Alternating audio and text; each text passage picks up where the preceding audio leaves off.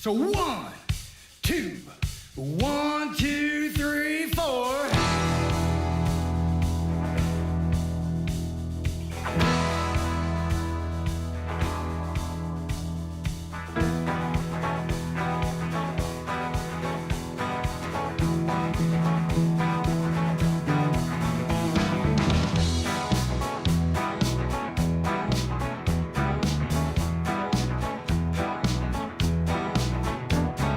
Well, I can't help it, baby. I just can't stand still. I was born to wander and I probably always will. Better love me now. You know I won't be here long. Out yonder is calling and I gotta be moving on. Guess I was born with a restless soul. Honey, I'd like to stay with you, but you know I gotta go. I'll see you next time I come back around. 'Cause baby, you know I'm a wandering man.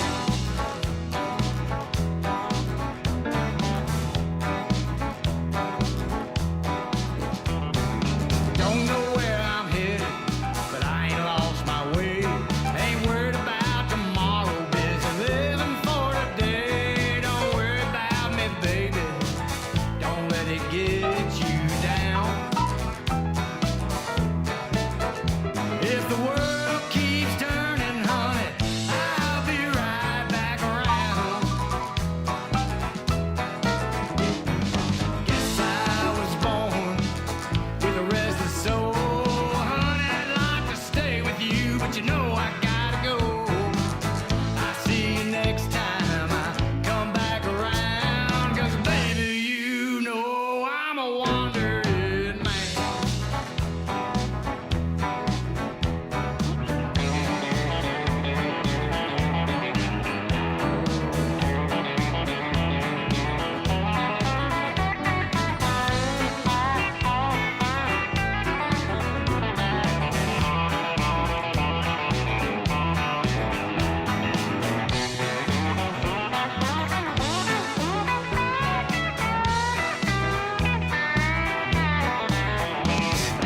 Guess I was born with a restless soul.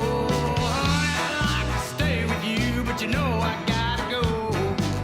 I'll see you next time I come back around. 'Cause baby, you know I'm a wandering man.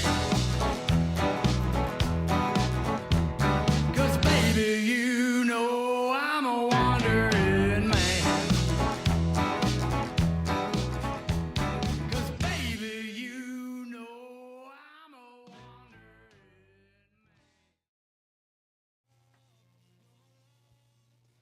Hello, and welcome to the Simmons Says Show here from Studio 605. Again, want to thank the Porch Jackers as they have played in The Wandering Man. That's what I feel like a little bit when it comes to all the places that I've been. I am the Wandering Man, but I am excited to be at Studio 605. Hope everybody is enjoying our programming on here. We're going to have a lot more as it goes through, but today we are going to be joined by the state champion himself, Luke Saldana. Luke, how's everything going, man? It's going good. Thanks for having me. Yeah, well, I mean, I always wanted to talk to you a lot about going on what's been going on since the state championship. But last week, you just threw a huge curveball to everybody because you have committed to the University of Memphis, man. How's sir. that? So, how did all this come together? Well, originally I was going to go the junior college route and take 2 years there, but I knew I always wanted something more. I still wanted to get to that goal of playing at the highest level, and it came around not too long ago, and I had not a single complaint. I just jumped on it right ahead. Yeah, so I mean, the question to me, because I mean, you're committed to Hawkeye Community College. You're going to go to Iowa. I mean, we've talked about this multiple times. You were really excited about what was going to happen there. What was it like maybe making that phone call? Because I know that could not have been easy for you. No, it definitely stung. That was my second family for a little while, and it hurt me telling the coach, because I found home there, and It definitely stung, but he understood because we've had talks, you know, that was the end goal, and I'd rather start there now than later. Yeah, I was sitting there thinking about it. Was you went through your signing, of course you become a state champion, and I know you're kind of guy that I've as we've talked, you're big on people that believed in you, and he was one of the ones that was there Definitely. before the state championship happened, and I knew that would have been a tough talk, but I know also when you went to JUCO, the whole idea was I'll be D1 eventually. Yep. And then all of a sudden, D1 kind of knocks on the door and says, "Hey, you don't have to wait on this one." So, what's been that? What made Memphis the right choice for you? A little bit closer to home, you know, that helps a little bit, but just far enough. Yeah. But you know, the culture there is just unmatched, and the team work ethic, and you know, a lot of guys, you know. There's me and several other freshmen coming in, and we're the first group that hasn't been an international group that they're bringing in. And so got a bunch of corn-fed boys going down to Memphis. Plus, they got some great food down there, so I can't complain. It's going to be a whole lot easier to put a freshman 20 on with that food. Yeah, I was going to say, so is it going to be encouraged to gain the freshman 20? I mean, I know usually the freshman 15 is something you don't want to put on, but, you know, you're going to get out there. I'm sure they want to put 20 pounds of muscle on you. Definitely. And barbecue. Yeah, yes, for sure. So, Coach, tell me a little bit about Coach Rob. I mean, you mentioned him when you were in the signing. What's this guy like? He's an animal. I don't know what that dude drinks in the morning. I don't want to know, but he's an animal. He brings the energy, and you know, for being kind of mostly individual sport, you know, most of my high school career, it's gonna be nice to have a group around me, a surrounding team.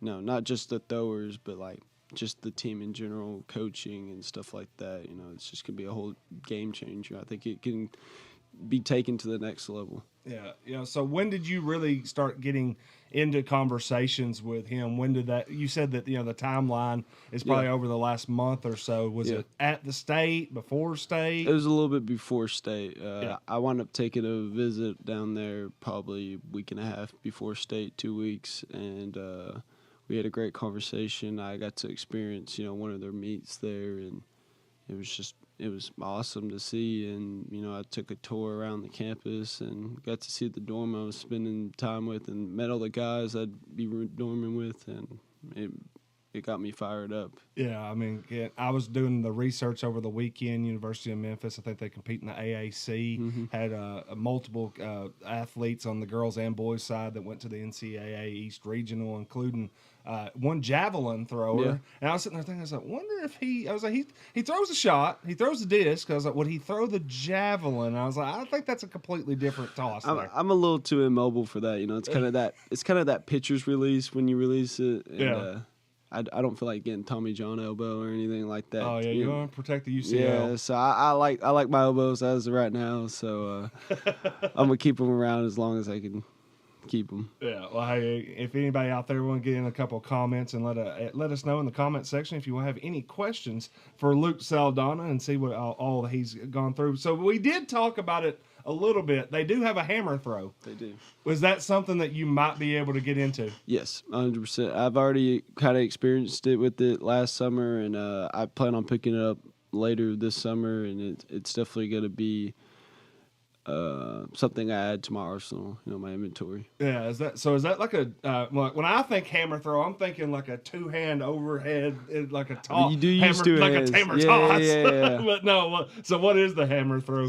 So it's attached to almost like a wire, Mm-hmm. and it's got a handle at the end, 16 pounds in college, and basically you try to get that ball moving as fast as possible, and it's more of like a momentum thing, so you'll use the weight of the hammer to get it going. All right, so it sounds like you already you've strategized how you're going to throw it, a little strategery when it comes to it. So again, you wanted to compete at the highest level. That's what you've been talking about for a long time. And granted, you started talking about that in high school. Mm-hmm. You wanted to be in state. Yep. You wanted to be in the state event. You wanted to win state. You've done all that.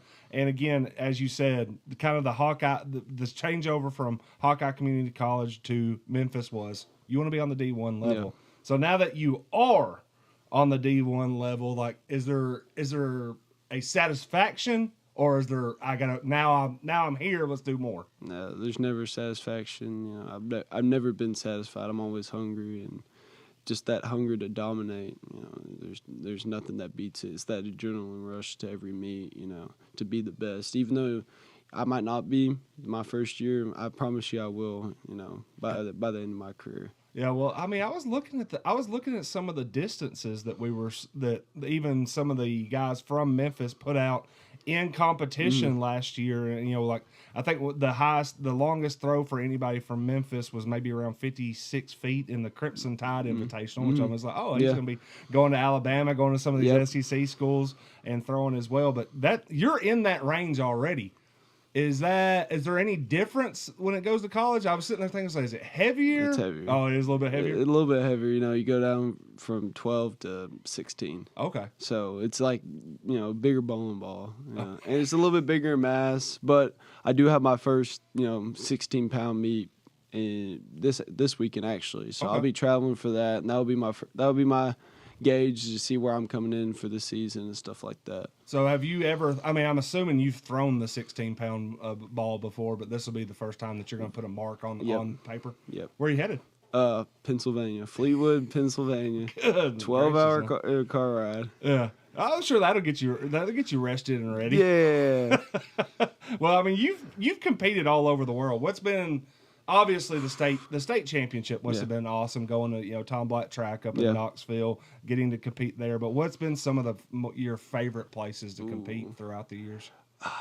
Well, last summer I went down to Humble, Texas, and your dad must have loved that. It was Texas. great. I love Texas. I love the heat. I love everything about it.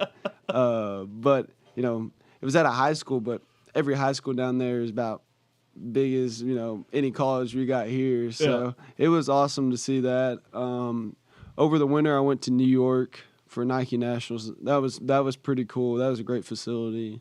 You know, great competition. So, you know, now the goal is to, you know, travel the world, you know, at the professional level and stuff like that. You've been in the States. Now it's time to get out of the States. So now you better get your passport ready and everything.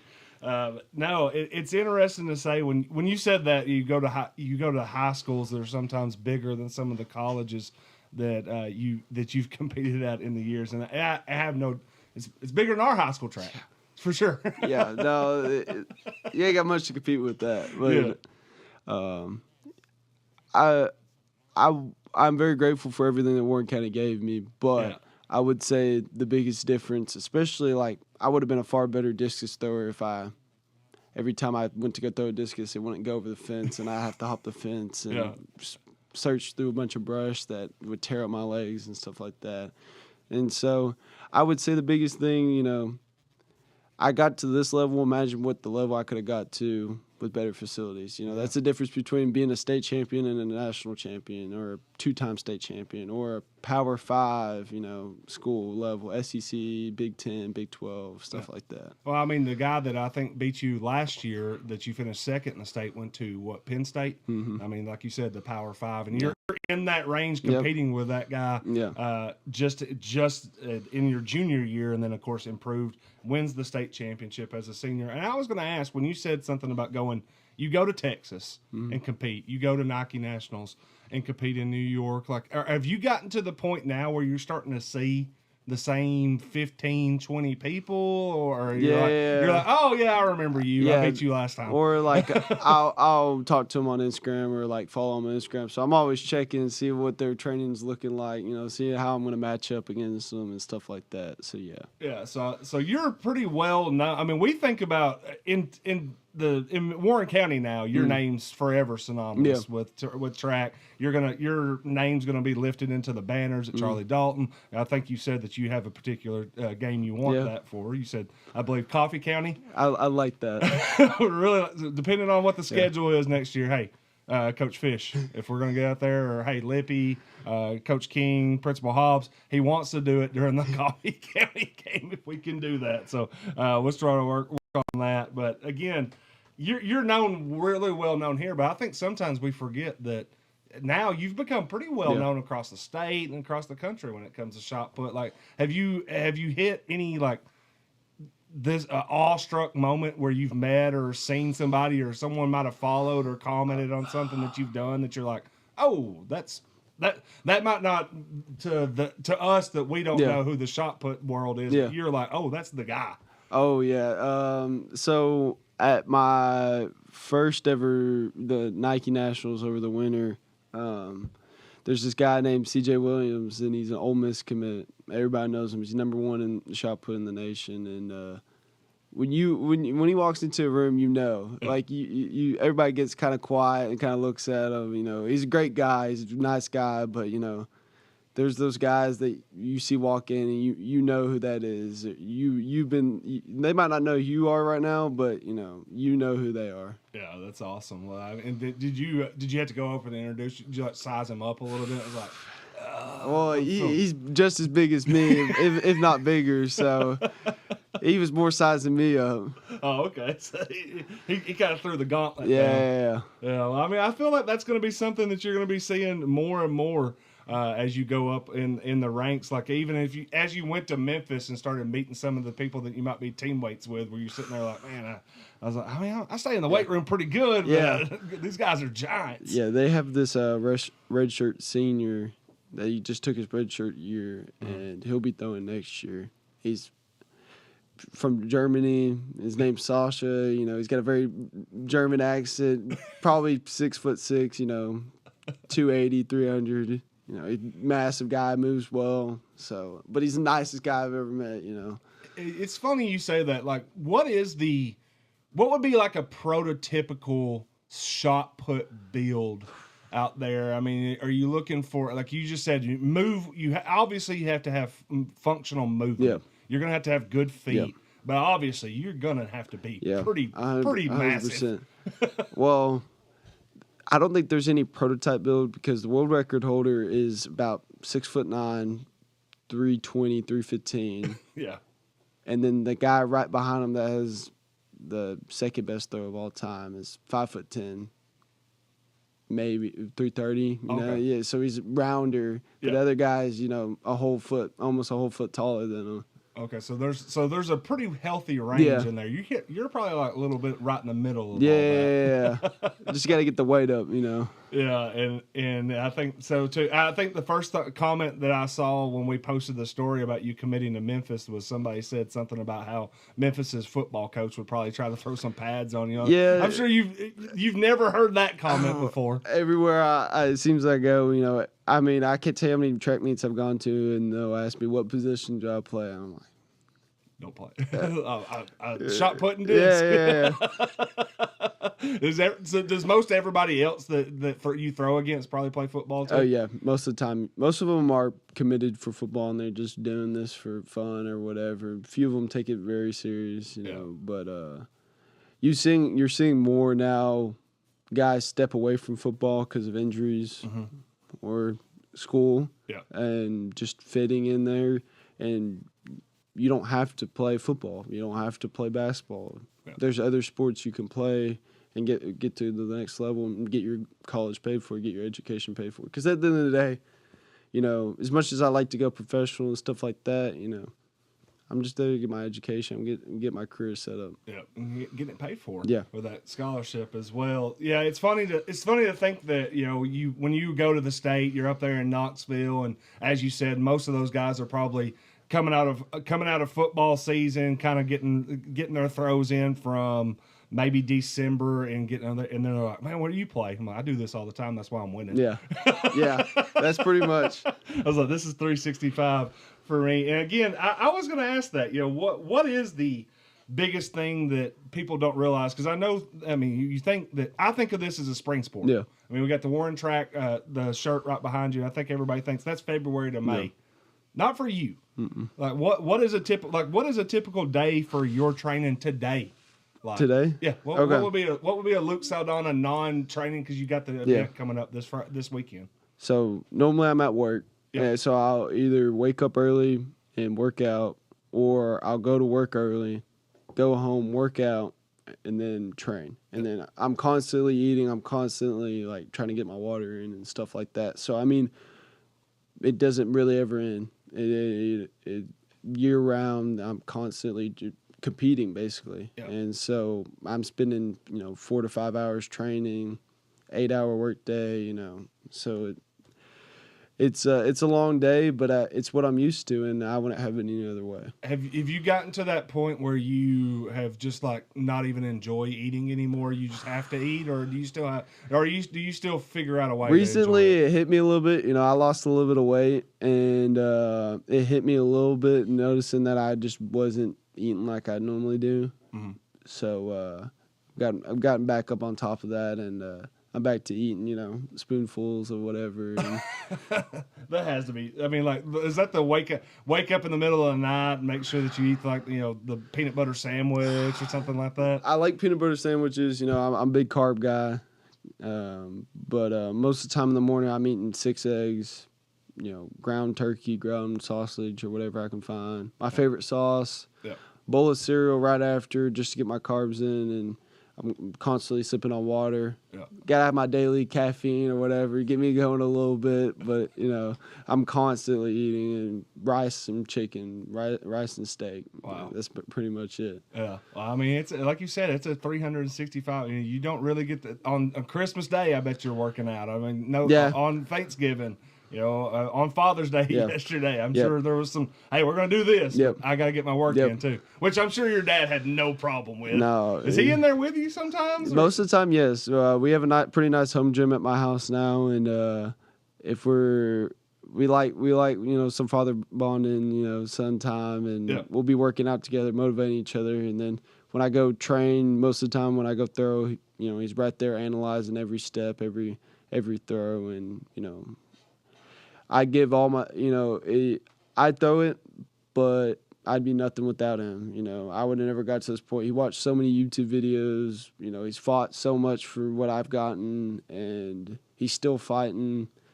And they're, happy Father's Day, James Saldana, because without him, there would be no, state champion. There would be no Memphis commit. Wow. Yeah. I mean, he has been a huge proponent of all the things that are going on right now, and I think he has some really, really good ideas that some people need to listen to. Yep. And maybe one day I'll put him in the seat and ask him a couple of different things. You definitely should. He would let everybody know. There's definitely some ideas that if we could implement that he has that, and of course the biggest one is that we keep talking about is we're going to need to get that track ready to roll and some things to go there. But so that was one of the questions I kind of was thinking was, when did this happen? When did you first get into track? Because now we see the finished product. Yeah. We see the state champion. We see the 50, 60-foot throws right now.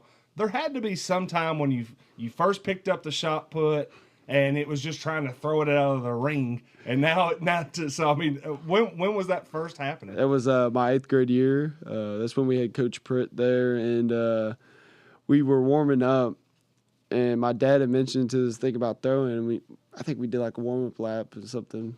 I walked right back over there. I started talking to Coach Pritt. I said, there's got to be something else I can do besides run. And so he gave me that implement, and I went over there, and he kind of gave me a little pep talk about it and stuff like that. Don't kill each other and stuff like that. But and then it just took off from there. Slowly I became obsessed with, took a few losses, I kept getting defeated, and I was like, I'm tired of this, and of course when I stopped playing football and basketball, that's all it was constantly just throwing and wanting to be the best. Yeah, I mean, so you picked it up in 8th grade. What was that? How did that first throw go? Do you even remember? Did it barely get 10 feet? I want to say it was raining that day too, and you're pretty good in the rain, I hear. Recently, not at that time I was not. And I want to say I might have hurt my shoulder a few too many times. Might have a few clicks in my shoulder, but got to me this point. Hey, Memphis, it's fine. It's just fine. His shoulder is fantastic. Let's not put that out there either. But no, it's interesting to think about how this. I mean, you just said this. Yeah. You started in 8th grade. So you've really only been doing this for 5 years, and I think that there's in some aspects you've accomplished so much so quickly as a state champion that I'm assuming when you go to these Nike Nationals, you're not going up against guys that were like, yeah, I picked up the shot 5 years ago. They're probably sitting there like, nah, I've kind of been doing this since I was 8 or I was 6.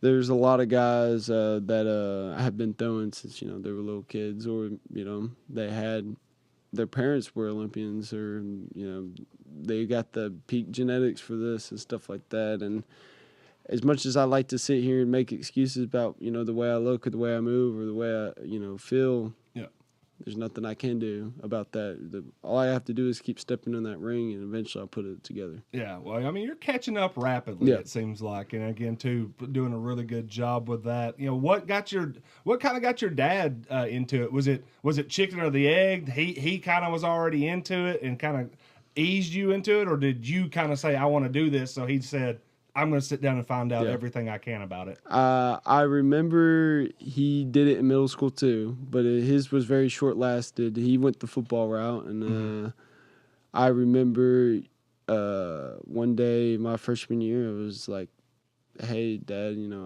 I think I want to put down this football thing. It just wasn't working out. I still love football. It just wasn't working out where I was at." And he was like, "All right, if you're gonna stop playing football, you're gonna be the best at what you're gonna do, and you're gonna put all your time and effort into it." And it took a second for that to click, but after that sophomore year where I qualified for state, it was just a whole another level. I really took off from there, and all the countless YouTube videos my dad watched, all the countless times he put me out in that freezing cold weather or the scorching heat, we were both out there, and there's nobody else I'd rather do it with. Yeah. So learning through battling out through the elements. Honestly, it seems like that might have been the absolute perfect thing that you needed, because you go up to the state championship and the day that y'all throw, miserable, but you seem to be able to fight through the elements more than anybody there. Yeah. Did you, when you saw the weather report and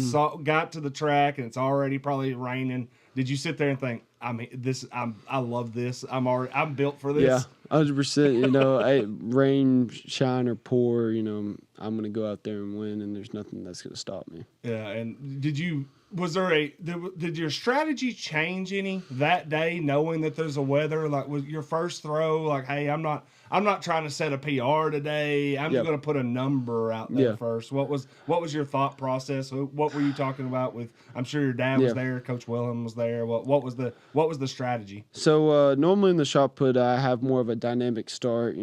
I move 1 foot, a whole 2 feet over, and then I start it. But I did more of kind of what's called a static start, just to control the spin a little bit more and move through that. I mean, this ring was drenched in water, and it was, first throw was just get it out there, just get your nerves under control. And I knew once I let that first throw go, I said, it's already over. Everybody else was nervous. Everybody else was worried about the rain or this or that. And all I could think about was putting that ball as far as possible. And it didn't matter, On that last throw, it was definitely a PR. It was definitely a big time PR, and it hurt to hit that ground. Not mostly because the ground hurt, but it was because that what I've been chasing all year, and it almost left me with this unsatisfaction of what could have been, and I think that's what keeps driving me, to be the best. Yeah, I think that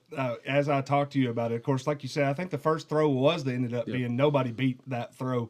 But you would have had a new school record, personal record, everything on your very last throw at high school, if not for the slip and the fall on that one. So I know that, it's crazy to think you won a state championship and you're like, yeah, what if though? Yeah. Well, it's what should have been. Exactly. What should have been, not what if on that, because it was interesting that all year, I remember talking to you after you finished second in the state last year. And one of the first things you said was, I'm going to win it next year. And was there ever a time, when was the first time that you thought, this is in the bag, I'm going to win state?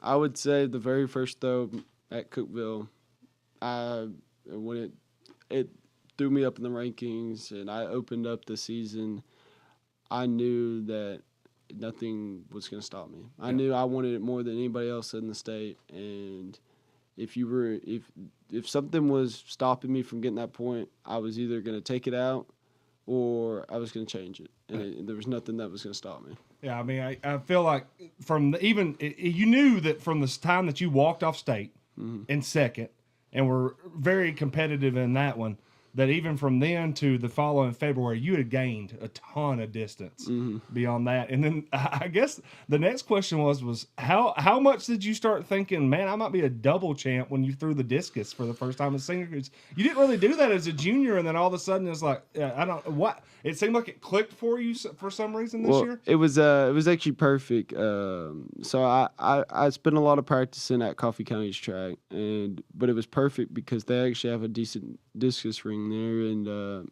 I'd get off of work in Manchester and I'd just go right over there. I'd pull my car up if it was dark outside, or I'd wake up early and go throw over there as the sun was coming up, And so I really started putting it together once I got the right facility. Yeah, and it just continued to roll there. So, again, let's kind of circle back to what we were talking about at the very start, what kind of brought you here this week, which is you're going to go to Memphis and University of Memphis. What's the timeline? When do you first start going there? And then what is their track season? I'm assuming it's going to be, I'm sure that they'll be mostly spring, but I'm sure there's fall things that you're going to be doing as well.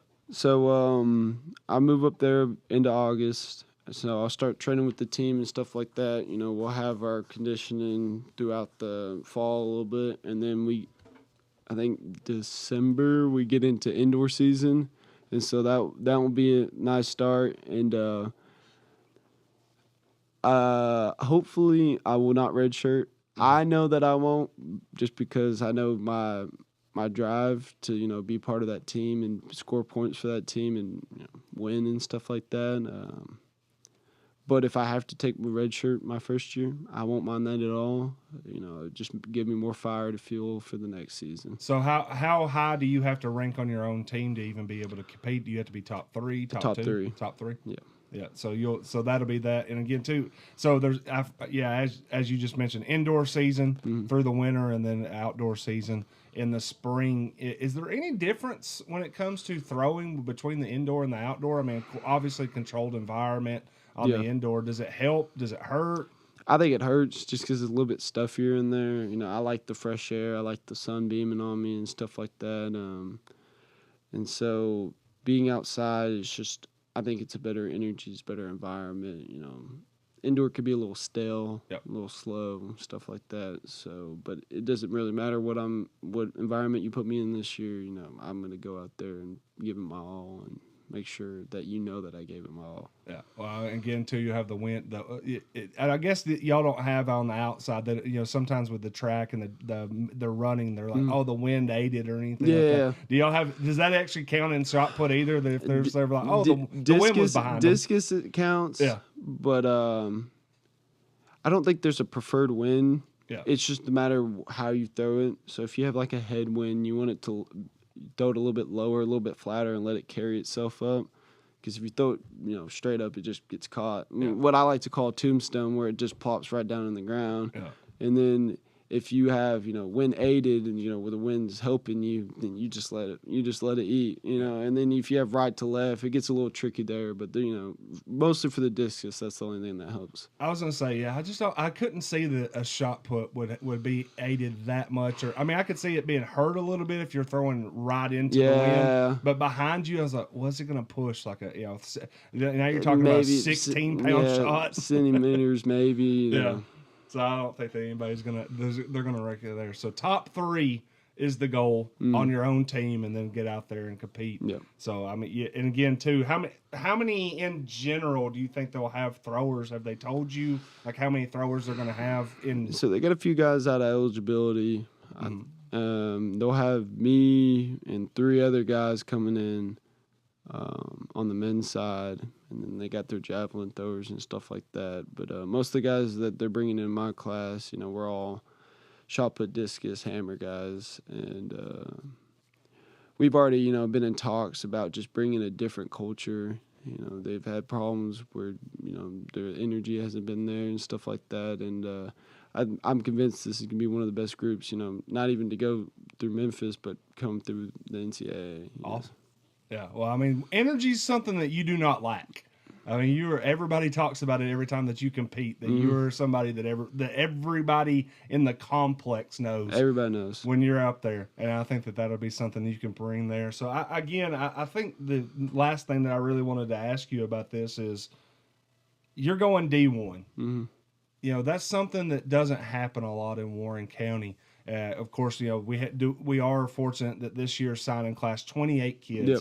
signed. You're one of the ones that goes D1. Lola Wells is going D1 in softball. Rubley and Hale are going D1 cheer at Tech. So, I mean, what is it? I mean, do you wear that kind of like a badge of honor now, knowing that you can go back and the eighth grade kid that might be throwing now is like, hey, I want to be Luke Saldana one day. I mean, that's a great honor to have, but if I have anything to tell them, you know, you simply just have to be different. You just have to be different than everybody else. You know, there's a lot of stuff that I set aside my high school years that, you know, was a good thing that I set aside, but instead of, you know, being out late or, you know, sleeping in most days, I was out training, and I was just simply different than everybody else. If somebody asked me to hang out and I still haven't trained yet, I didn't care if it was 10 o'clock at night. I was still going to train, and I was still going to work out, and I'd just tell them, you know, not today. Yeah.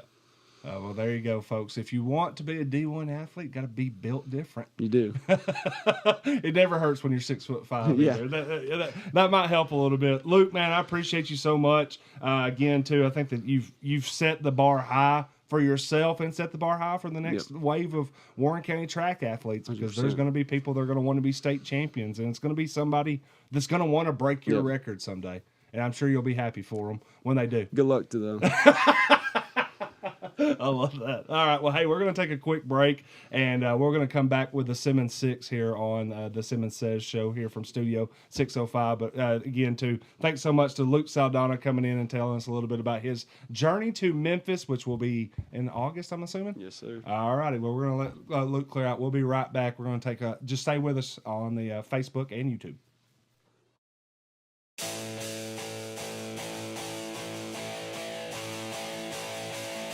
Well, I'm feeling kind of squirrely. I'm sitting on go. I'm 100 amp fuse that's about to blow. I'm all jacked up.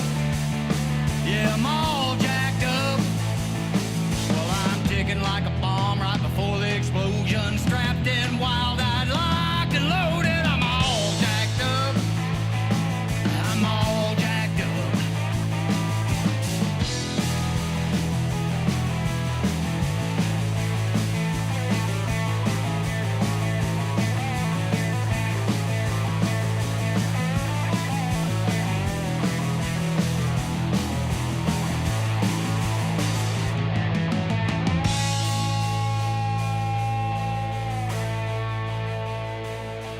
Got no blood left, replaced with vibration. Gonna rearrange the alphabet. I'll explain it later, cause I'm all jacked up. Yeah, I'm all jacked up.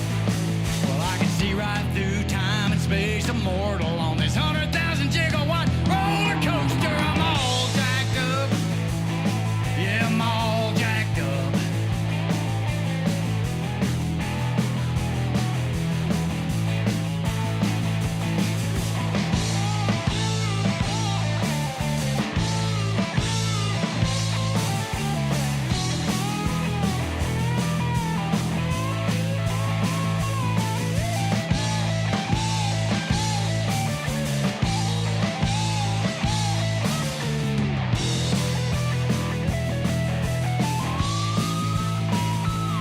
Yeah, I'm all jacked up.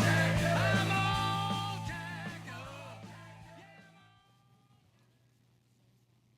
All right, folks, welcome back to the Simmons Says show. And again, we're going to do things like we've done before in the past on the Simmons Says show, and that is including do the Simmons 6. Before we do, again, too, want to thank Luke Saldana. Left us with a little gift card or gift here that we're going to be able to put up on the studio. Again, too, if you want to add things to Studio 605, you can submit those. We're on 605 Morrison Street. So again, if you ever wanted to bring anything over here that you think would look good in the studio, let us know. and we'll collect that and maybe be able to hang it up. We got some things that we can do here. Connor, what do you think, man? I think they should also drop by food and drink. We could get sponsors for that. On that again too, if you want to be a sponsor of the Simmons Says Show, if you just saw Mud Bums, our presenting sponsor, 507-2867. Again, you can go over there for lunch. Right now, their lunch specials will be running from 11 a.m. to 2 p.m. Got those $10 lunch specials, close to meat and 3. I think Monday is the meatloaf. Meatloaf Monday, man. Meatloaf Monday. So get over there again to Mud Bums, presenting sponsor of the Simmons Says Show. Let's get into a little bit of the Simmons Six, and that is something we're going to take an idea of what the things that happened over the weekend or over the last week. We haven't done a Simmons Six in about 2 months. So We got some material. Yeah, we got a little bit of material to work with on here. But the first thing I'm going to start with is there is a county meeting tonight. And I know everybody's going to be very, very interested in what's going on there. And there's 2 different things I want to take from it. The first one's going to be the one that you don't think, and that is nonprofit allocation should be finalized tonight by the county. And I'm always I was at the meeting that they had recently where they where it was voted on in committee, not the full board. Full board's tonight, and it's always tough. It was always interesting to see how all these things are decided, and they get into the room and have to say yay or nay. And they were bringing up person by person representative by representative of people that are looking for money from the county for nonprofits. And I'm always sitting there kind of awestruck by how impressive our county is. And how impressive the people are that are running some of these nonprofits in town that can make a budget work on sometimes what you think is such a low number. I mean, I know that you're going to hear a number tonight that comes out of that, which is going to end up being somewhere probably between $400,000 and $500,000, and you're going to think, man, that's not a low budget. But you have to understand how many different places are they going to end up being funded by that money. And again, too, that's going to be a lot of fire departments, rescue squad, Meals on Wheels. I mean, just so many different places. And the toughest part about that is as much as they're going to put out a lot of that, there were people that had to be said no to. And it's a tough time. I don't really wish that on anybody. I know that, if you're running for county office, and again, that'll be in August, that we'll have some votes and elections start on that. That would be one of the toughest things I think that you would ever have to do, is go in there and tell somebody, sorry, we can't give you that $3,000 or $5,000 that you're looking for, or hey, I know you came in here looking for 30 and we'll give you 10. And things of that nature. It's no fun. It's not fun at all. But I know that there are a lot of people in there that are those nonprofits that are getting money are very deserving. And I'm not going to say that some of them that didn't get it aren't deserving either. It's just making the tough choices. And also, there's some that I think that we could even make a little bit more of an adjustment by 2027. And I think there's look for, because the kind of the standard idea that I've seen given out more and more is we want to help the nonprofits that help people in the community. And I agree with that wholeheartedly. Now, the question becomes is how are you helping people in the community if you're just advertising for people in the community? I think that's where we might where we could lose a little bit of money there to gain it somewhere else. It would be my idea of where they could go even further in the nonprofit allocations. But again, too, that'll be something you'll probably be able to read about on the WarrenCountyWay.com. And again, that is free. So check that out. You can also look at on Facebook on the Warren County Way.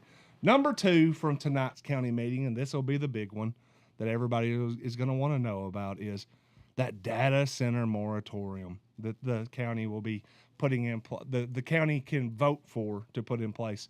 And I'm going to go ahead and say it. I'm going to make a tough call, tough prediction for the night. Make a tough one? Yep, I think it happens. Moratorium or no? I think the moratorium happens. I think they put the 12-month moratorium. in through the county, and then they will try to decide whether or not these things are feasible over the next year. The city already put the 18-month moratorium in earlier this month. Now the county gets its chance tonight, and I think that there's I would be shocked if we did not have a county moratorium on data centers on that one. That said, I'd love to have, and we might have somebody in here tomorrow. Just be on the lookout for that I would like to talk to a little bit more about this, because again, the only thing that I have when it comes to the data centers is when it comes to a moratorium on data centers, or maybe even a outright, like everybody keeps saying we need to ban them. Well, I don't think we're going to ban them. I think they'll put legislation in as what's the difference this time? You know, we didn't put out a moratorium on rock quarries. We didn't put a moratorium on chicken farms. We haven't put a moratorium on different things that everybody in the county kind of had complaints about, either during or after. But we are doing it for this one, so I'm kind of curious how many times that we're going to try to thread the needle on. We don't want county zoning, but if we need to, we'll get legislation together that's basically county zoning. So I'm just curious. I'm curious how we're going to land on that, because there's a thought process here where you say, how do you get rid of data centers? Well, we go in and we end up putting in some kind of legislations where they can't be operating within 1,000 feet of anything of note. And I'm like, well, okay, then you basically zoned out data centers from Warren County. It can't touch. In a county where we don't do county zoning. You just make it to where it can't touch any agricultural land within 100 feet. Oh, yeah. I don't. Again, too. That's what I'm saying. Like, so I'm always curious to see how we avoid the issue of county zoning while zoning in the county on that. So Also, did you hear that earlier, Jeff? What's that? You could hear the cheers from 50% of the county. Yep. And then the other half is just super pissed off now at you. I mean, I'm not the one voting for it. I'm not the one in it. I just think it's very. But you're making predictions. There's no. The people on Calshi are like, hey, Poly markets. Yeah, Poly Poly market Market. just went way up. oh yeah, dude, I've got $1,000 riding on that. I thought, wait, I think you're in good shape. I think that the moratorium will be put in place by the county tonight. But you can also check out the Warren County Way to see what ends up happening there. Again, I'm very, very curious to see how we kind of dance around some of that, because the end of the day is I hear it all the time. In fact, the last time we had the county had their meeting, and it was in committee about the idea of even pushing forward this idea of a moratorium. It had to pass their committee. Now it's going to the full board tonight. There was even something said in that meeting where they said, well, we don't have county powers to stop data centers, and we don't have county zoning. So they ended up being like a fire marshal. They brought the fire marshal in, and the fire marshal actually ended up, hey, we got to have codes and things of that nature. I'm like, oh, y'all are finding crafty ways of getting away from county zoning, while also in some aspects looking and leaning towards the idea of county zoning. It was Father's Day weekend this weekend. Connor, how did you end up celebrating Father's Day? I helped Timmy make shrimp and grits. Oh, how did that? Yeah, I heard about this. They were really good, and I ate some this morning too. Did you eat? Oh man, you when y'all said that last week, I immediately got hungry. It sounded amazing. It was good. Now that being said, I was told that he was the one that was going to end up cooking most of it, because he's the king, the grit king. Yeah, he is the shrimp and grit king. Okay. He likes to make it. He then ended up mowing and picking blackberries. So you honored thy father by just eating his food, letting him mow, and getting you some blackberry cobbler or anything? Yeah, we did. I knew it. Yeah, it was good too. Man, this guy, I'll tell you, Tim Whitten, again, too, if you all very appreciative of everything he's done with Studio 605. I understand. We didn't get to Studio 605 if not for the work of Tim Whitten and a lot of the work of Don Simmons as well, and Emily Simmons. There's been a lot of people behind the scenes. Hey, old people get it done. They are working really, really hard again too.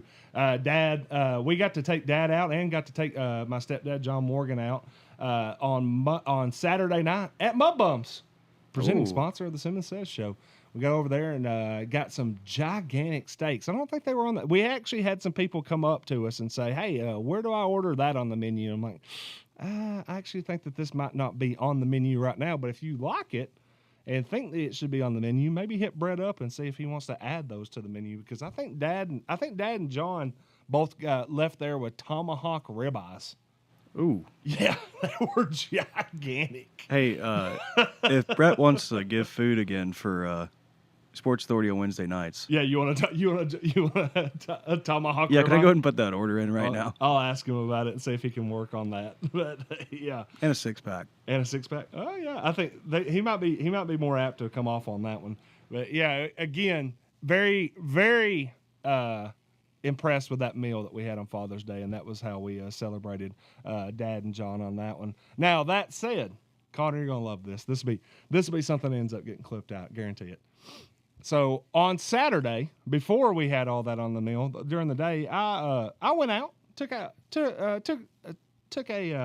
nice lady out on a date to Murfreesboro, and as we are at dinner, it was kind of like late lunch, and we go to leave, paid the bill, everything's going on there. Our waitress, who is now up at the reception desk, we're in Murfreesboro, I'm not going to say the restaurant, and she looks over and says, "All right, well, happy Father's Day." And I turn around, I stop in my tracks, and I turn around and I said, "Okay, thanks. I'll tell my dad tomorrow." And she's like, "Well, I just, it's Father's Day weekend." And I was like, "Yeah, I don't have kids." And you could see the look on all of the faces of the people that were working with her at the reception desk, who are just covering their faces, looking down, not making any eye contact at all. To which I could only assume, I think this waitress thought that the date that I was on was a father-daughter date. Which is fantastic. It was Okay, Jeff. Go ahead. Number one, Go that's ahead. what you get for taking your date to Taco Bell. It was not We have Taco one Bell. here. It was not Taco Bell. Fair. More. Go ahead. I know you got more. I got you. Hey, this is my thing. Is what's the go-to when it comes to age gap dating? Is like half plus 7. I think, but you got to be careful with that. Yeah, well, I mean, so my thing would be, I just turned. We all know I turned 40 this year, so half plus 7 for me is 27. So she's older than that. Okay, there you go. So my problem with that was I was like, I don't think, how in the world You just aged horribly. apparently I have aged horribly enough that this young girl that was waiting on us at this restaurant somehow assumed that I was my date's dad. So, and it was the first time we've ever went out in public either. So I mean, I was like, thanks, I appreciate that. I think you might have ruined this whole thing before it ever even got started. Nothing else. I know you have so many thoughts swirling in your head. That did make my day, Jeff. I'm not gonna lie, it has made my day. It was one of the craziest. I ended up just laughing because I was like, I have no other way to get past this other than I just have to laugh because this girl has just decided, yeah, that has to be her dad. It's like, wow. Hey, at least she didn't think you were like her pimp. Could have been worse. Could have been worse. Thank you, Connor. You're welcome. Thanks for getting me on the bright side on that. All right, last couple of things before we wrap up on the Simmons Says show for today. It is officially the TSSAA dead period. Sullen stressed this last week on the Warren County Sports Authority show. We'll continue to stress it here. You're done. You're done for a couple of weeks when it comes to team activities, you can't go use the courts, all the facilities. They're off limits for a couple of weeks. So go enjoy your summer. Go swim, go to the beach, go take your vacations, go shoot fireworks off. Go And again, party. too, new sponsor on the Warren County Way for the next 2 weeks, Daryl's Fireworks. So if you Ooh. want to, go to Daryl's Fireworks, get you some fireworks, go shoot them off.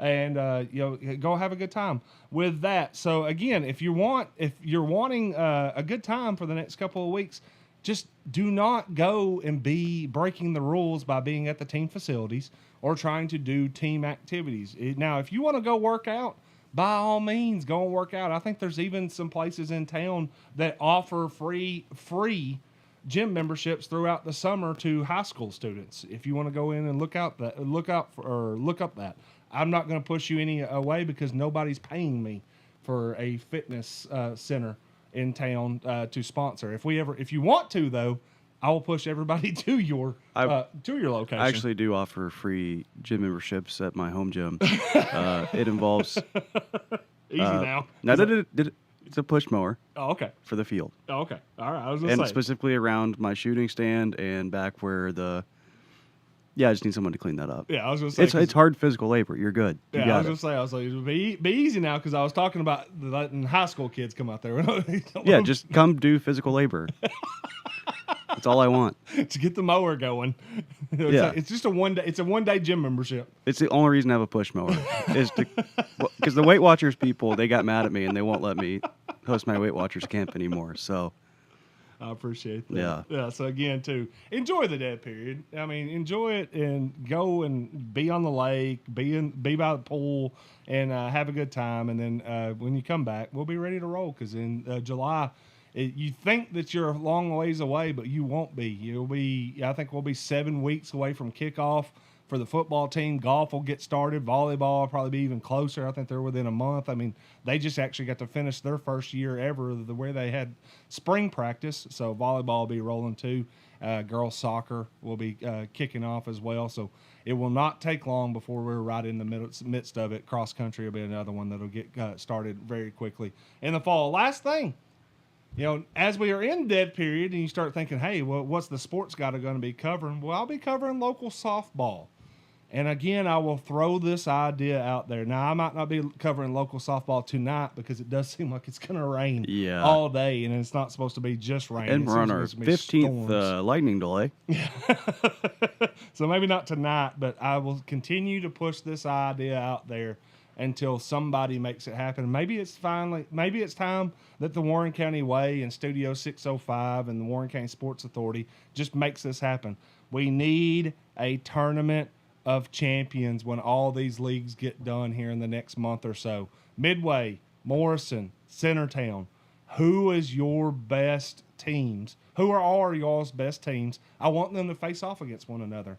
And I want to know who the true champion of Warren County is. And if the city wants to throw some of their teams in there, so be it. We'll figure it out. We have to find a way where we have a true tournament of champions and we know who is the absolute best of the best when it comes to local softball. And I think that can happen before it's all said and done.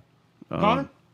I feel like that'd be an interesting game. I think it would be. Especially because there's some older people playing, yeah. You think me and you umpire it? Oh, I'm great at umpiring. Yeah, me and you go out there and umpire. I'll call balls and strikes. You call safe out on the base paths. Yeah. That's it. I mean, it's not a lot of old people. I think most of the leagues cut off at 21. Oh, do they? Yeah. Now there are adult I'm thinking leagues, but we're not talking like church league. Yeah, you're talking about church league. Church league volleyball, church league softball. They'll be still going on. They're not eligible. No, I'm just talking about the youth leagues. I think Midway, Morrison, and Centertown usually cut off somewhere between 19 and 21. What's the brown bag policy for umpires? You'll be okay. Good deal. We'll have that stowed away for you. The drink sponsored. Yeah, I appreciate that. All right, guys. Well, we'll be back with the Simmons Says Show again tomorrow, 10:30 to 11:30. We'll also be here on Thursday and on Friday. We'll be keeping the Monday, Tuesday, Thursday, Friday schedule for the foreseeable future, 10:30 to 11:30 throughout this summer. And then when school gets back, I think we're going to bump that down to 8 to 9 a.m. We're just going to do, I know, buddy. It'd be rough for both of us, but we're gonna keep adjusting the times on this, and we'll also be able to tell you a little bit about maybe a little bit of collaboration shows that we'll be doing on the Simmons Says. Stay tuned for more of that information, and make sure that you're liking, sharing, and getting all this out there. We're gonna let the Porch Jackers play us out today on the Simmons Says Show. Appreciate y'all. Go my bumps. All right. Yeah, so just in you go.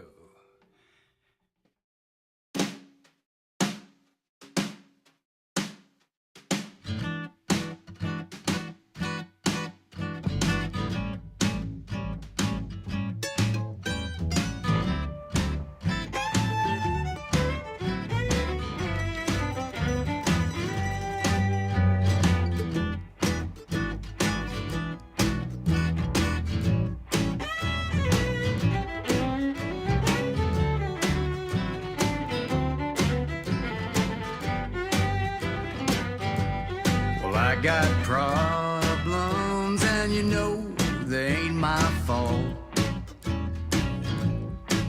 Yeah, the stars are aligned against me, boys. It's an organized assault. I found a heads-up penny, threw it